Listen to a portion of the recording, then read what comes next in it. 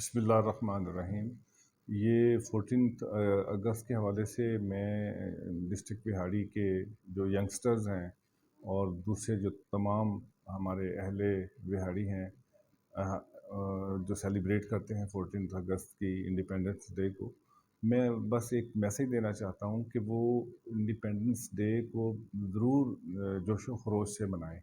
लेकिन उसमें ये जो हम ऐसी एक्टिविटीज़ में इन्वॉल्व हो जाते हैं जिनमें वन व्हीलिंग है, फायर एक्टिविटी, एरियल फायरिंग है और फायर वर्क है, इस तरह की चीज़ों से दूसरों को नुकसान पहुंचता है। तो मैं सिर्फ ये कहता हूँ कि आज़ादी से हमें ज़रूर मनानी चाहिए, लेकिन हम दूसरों की प्राइवेसी में या आज़ादी में मुखल ना हों।